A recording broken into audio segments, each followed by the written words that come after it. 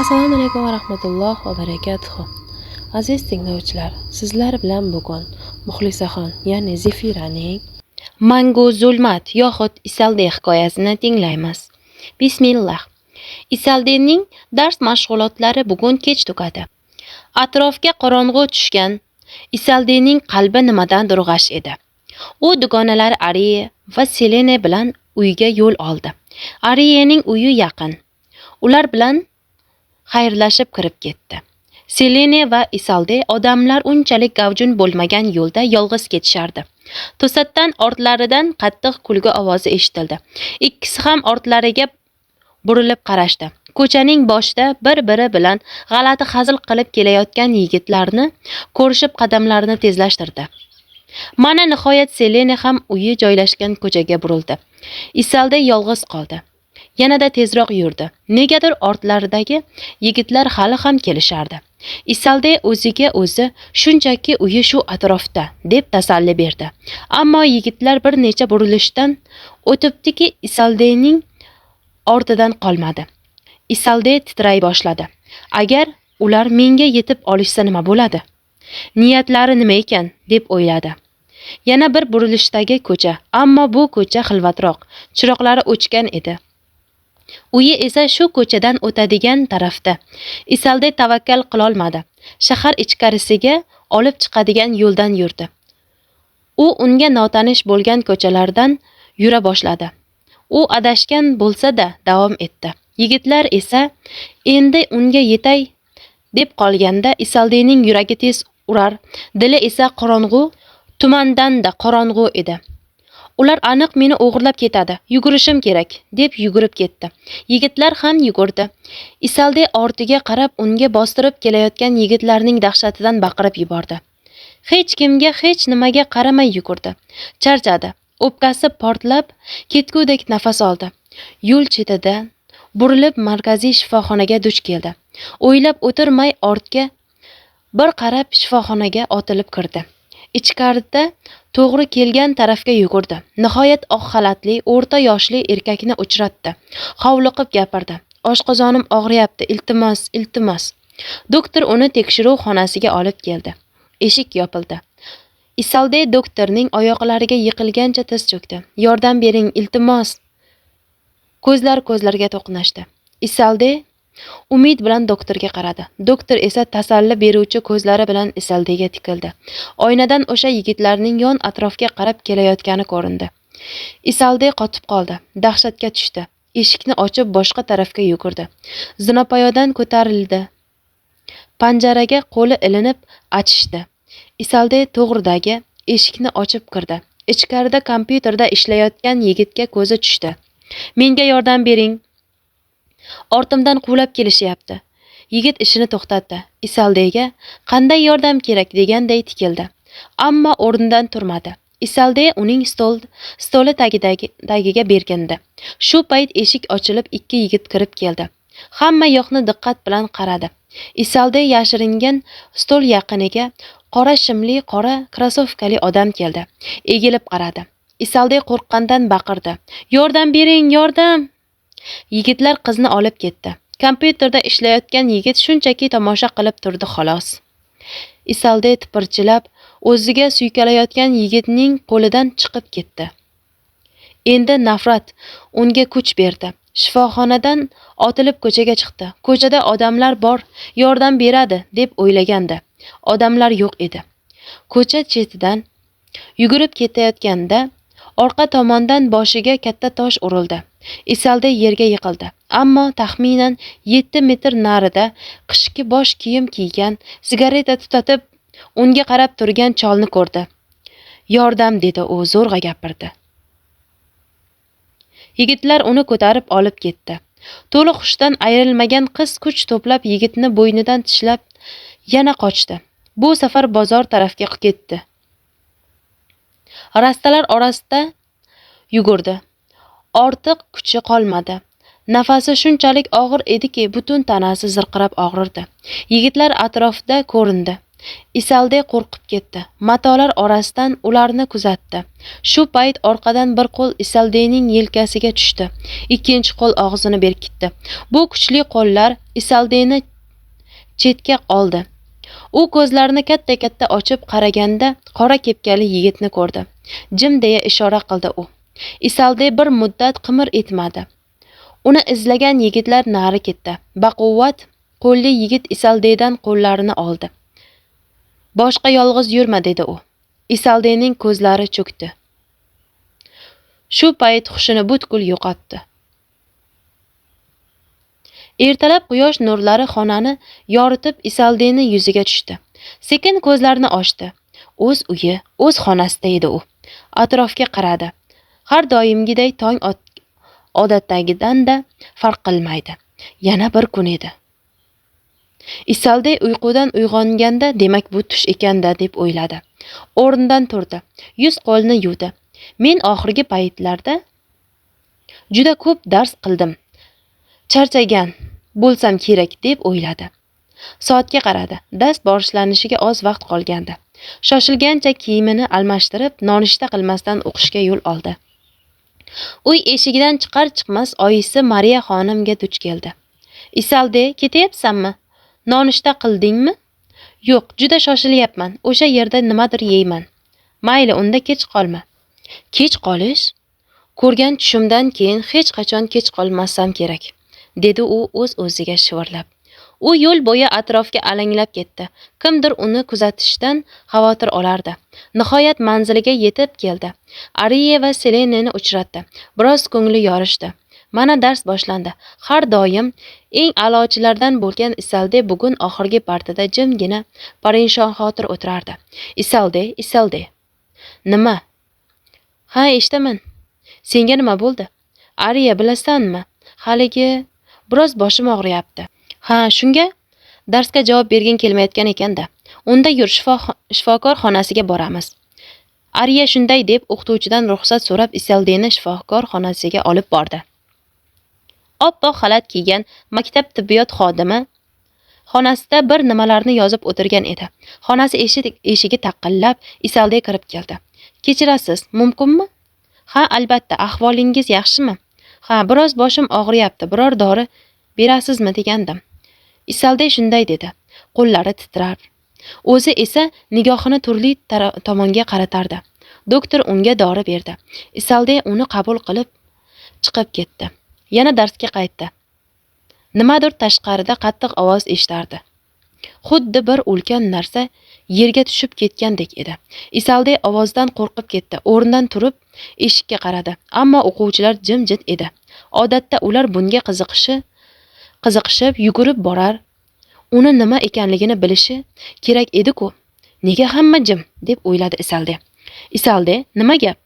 Savol bermoqchimisan? O'qituvchi Isalde o'rnidan turganini ko'rib shunday dedi. Isalde dovdirab qoldi. Yo'q, haligi tashqaridagi ovoz meni qo'rqitdi. O'quvchilar Isaldega qaradi. Qanaqa ovoz? Hamma yoq tinch-ku, deb shivirlashdi. Isalde battar hayratga tushdi. Juda qattiq eshitildi. Nimadir tushib ketgandek. Eshitmadingizmi nahotki? Tushunarli. Isalde, darsda uxlab qolgan bo'lsang kerak. O'quvchilar diqqatni darsga qarating. O'qituvchi doskaga formulalarni yozishda davom etdi. Isalde joyiga o'tirdi. Boshini og'riqdan changallab oldi.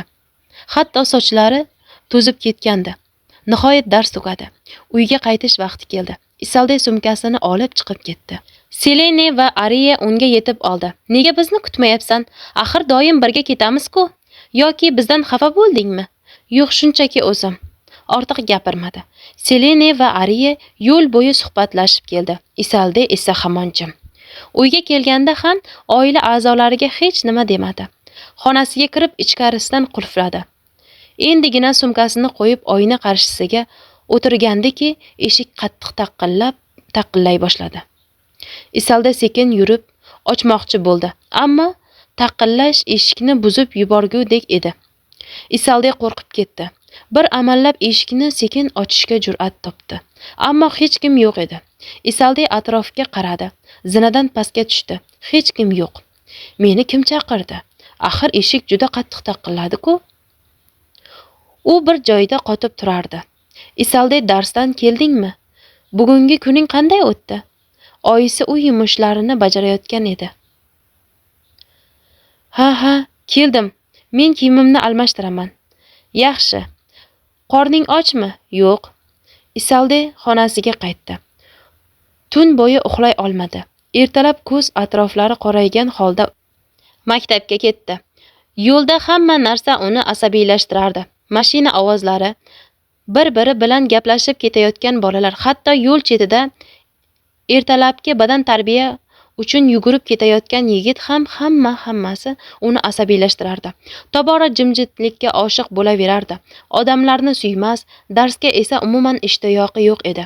O'qituvchisi Isoldeni birdan o'zgarib qolgani uchun onasini maktabga chaqirdi. Mariya xonim qizi haqida eshitgan gaplariga ishonolmadi. Men kun bo'yi ishda bo'laman. Isolde esa kun yarmida maktabda va yarmida uyda o'tkazadi. Uning do'stlari odatda uyimizga kelib turadi va unda hammasi yaxshi. Menimcha ortiqcha xavotir olyapsiz. Xonim, qizingiz boshini changallab olib, hech qanday darsga qiziqish bildirmaydi. Agar uni bosh og'rig'i bezovta qilayotgan bo'lsa, shifokorga olib borishingiz kerak. Maktabdagi tibbiyot xodimi 2 haftadan beri unga deyarli har kuni dori beryapti. Uning sog'lig'iga siz mas'ulsiz axir, tushundim. Qizim otasiz o'sdi. Uning otasi yoshligida vafot etgan. Uyimizda faqat ikkimiz yashaymiz. Ehtimol u o'zini yolg'iz his etayotgandir. Agar zarur bo'lsa, shifokorga murojaat qilsangiz yaxshi bo'lardi. Mariya xonim uyga Isolde bilan qaytib keldi. Isolde, o'qituvching sendan shikoyat qildi. Nega? Darslaringni qilmayotganingni aytdi. Dars qilgim kelmayapti. Bu nima deganing? Men ikkimiz uchun ham ortiqcha ishlashim kerak. Ko'proq pul olishimiz uchun, yashashimiz uchun. Men seni uyda darsingni qildirib o'tira olmayman. Sen kuchli va mustaqil bo'lishing kerak. Isolde, o'zingga kel va darslaringga e'tibor ber. Tushundim. Xo'p. Bo'ldimi? Boshqa hech narsa demaysanmi? Kechiring, sizni tashvishlantirdim. Isolde yana xonasiga chiqib ketdi. Mariya xonim kursiga o'tirib o'ylanib qoldi. Isolde xona chirog'ini o'chirdi. Yotog'iga yotdi. Kimnidir kulishi eshitildi. Oyi, sizmisiz? Hamma yoq jimjit. Isolde o'rnidan turib chiroqni yoqdi. Shtir etgan ovozlar keldi. Oyna qarshisida ovoz kuchaydi. Isolde oynaga qaraganda o'zini yig'layotgan qiyofasini ko'rdi. Isolde qo'rquvdan qotib qoldi. Oynadagi aks tobora baland ovozda yig'lardi. Hech kim yordam bermaydi. Men yashashni istayman, dedi. Qattiq baqirdi. Isolde quloqlarini yopdi. U ham baqirdi. Shovqindan Mariya xonim yugurib keldi. Isolde, nima bo'ldi? U yig'lamasin. Ayting, unga yig'lamasin, dedi yig'lab yubordi u. Onasi hech narsani tushunmadi. Yig'layotgan qizini bag'riga bosib tinchlantirdi. Unga suv bergach, Isolde yig'lashdan to'xtadi. Senga nima bo'ldi o'zi? Oynada aksimni ko'rdim. U yig'layotgandi. Ha, chunki sen yig'layapsan. Mariya xonim Isoldeni tushuna olmadi. O'sha kuni qizini yonida uxladi. Isolde tuni bilan ingrab, alahsirab chiqdi. Tong otganda esa boshi og'riyotgandan shikoyat qildi. Mariya xonim nihoyat Isoldeni o'qituvchisini gapiga ishondi. Shifokorga ko'rinishga qaror qildi. Shifokor Isoldeni tekshiruvdan o'tkazdi va xulosa yaxshi chiqqanini aytdi. Endigi navbat ruhshunos ko'rigiga. Mariya xonim o'z ishini eng mutaxassisi bo'lgan janob Steven bilan bu borada gaplashdi. Psixolog Steven Isolde bilan yolg'iz bir xonada qoldi. Yorug'lik tushadigan joylarni berkitib, qorong'u joyda behuzur bo'layotgan Isoldega savol berdi. Senga nima bo'ldi? Menga hech narsa bo'lmadi. Ammo unga yordam kerak. U yig'layapti. U kim? Oynadagi qiz. Unga hech kim yordam bermaydi. U qiynalyapti. Janob Steven bir muddat jim qoldi. So'ng xonaga yorug'likni qaytardi. Isoldeni qarshisiga katta oynani qo'ydi. Nimani ko'ryapsan? O'zimni.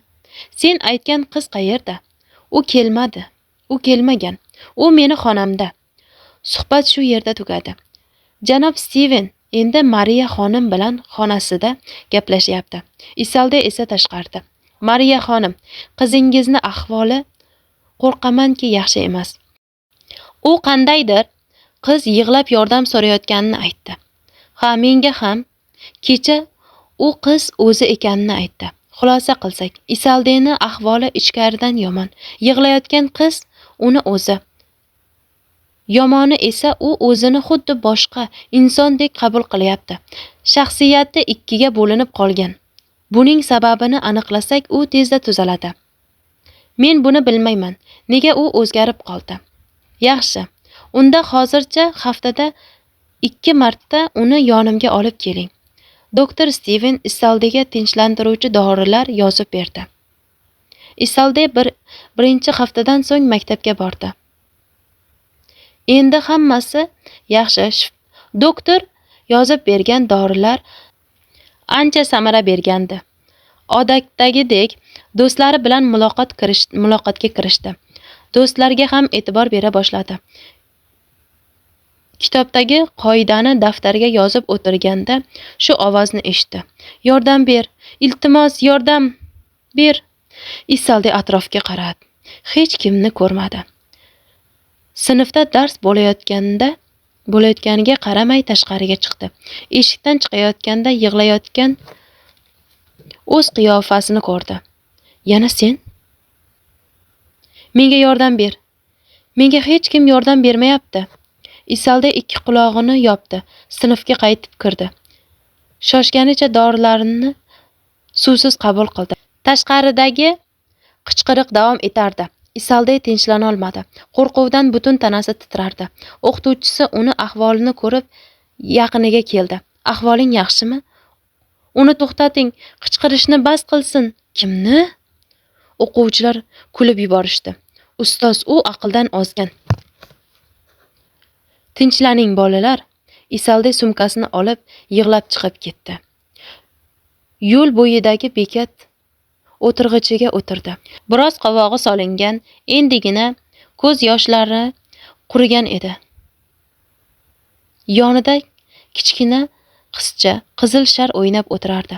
Kutilmaganda Isoldening ko'ziga yana o'z qiyofasi ko'rindi. Sharni yo'q qil, menga qizil rang yoqmaydi, dedi sokin ovozda. Isolde o'rnidan turdi.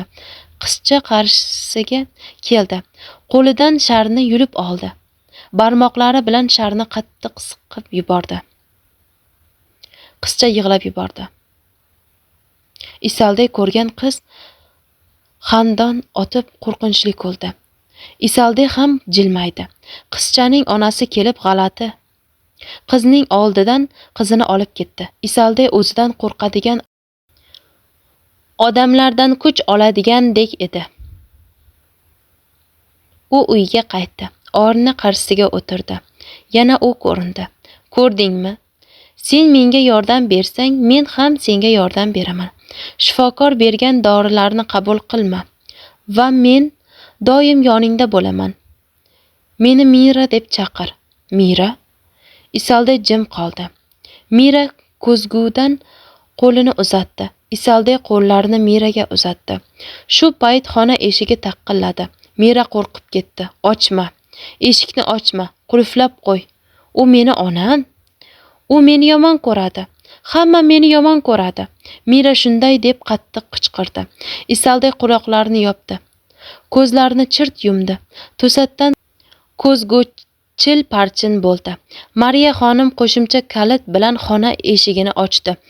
Oyna siniqlari hamma joyda yotgani, Isolde esa bir burchakda o'tirganini ko'rdi. Sekin yaqinlashib so'radi. Nima bo'ldi senga? Qo'llaring qonayapti-ku. Yaralanibsan. Kel bog'lab qo'yaman.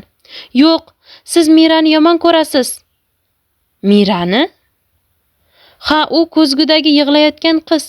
Xuddi menga o'xshaydi. Uni qo'rqitib yubordingiz. Keyin u qichqirdi va oyna sindi. Mariya xonim nima deyishni bilmay qoldi. Isoldeni yolg'iz uyda qoldirib eshikni qulfladi. Kech bo'lishiga qaramay janob Stiven bilan uchrashishni niyat qildi. Mashinasiga o'tirganda janob Stivenga qo'ng'iroq qildi. Keyin u aytgan manzil tomon yo'l oldi. Unchalik katta bo'lmagan qahvaxona ichida uni uchratdi. Xayrli kech, janob Stiven. Xayrli kech, xonim. Marhamat o'tiring. Sizdan uzr so'rayman. Kech bo'lganda bezovta qildim. Hech qisi yo'q. Isaldeni ahvoli yaxshimi? Ha, u haqida gaplashmoqchi edim. Janob Stiven, uni ahvoli tobora og'irlashyapti. Bugun xonasidan singan ovoz eshitildi. Eshikni ochib, qarasam bir chetda quloqlarini berkitib o'tiribdi. Nima bo'lganini so'rasam, siz Mirani yig'latdingiz. U oynani sindirdi dedi. Mira? Ya'ni u ko'radigan o'z qiyofasimi? Ha, menimcha shunday. Endi uni ismi paydo bo'libdi. Bu juda yomon. Mariya xonim, bu ism sizga tanishmi? Balki o'rtoqlari orasida shunday ismli kimdirni tanirsiz. O'ylab ko'ringchi. Uning Mira ismli tanishi yo'q. Demak, uni o'zi o'ylab topgan. Bu nima degani? Isalda juda qattiq ruhiy holatni buzadigan holatni boshdan o'tkazgan. Bo'lishi mumkin. Bu bir oy avval emas, balki yillar avval olgan ruhiy jarohati bo'lishi mumkin. Va yaqinda kasallik to'satdan kuchayib ketdi. Bunga biror voqea ta'sir qilgani aniq. Mariya xonim, siz o'sha Isaldeni bezovta qilgan ikki voqeani bilishingiz kerak. Balki otasini vafot etgandan shunday bo'lgandir. Sababi bo'lishi mumkin. U qanday vafot etgan? Isalda 7 yoshligida bo'lgan edi bu voqea.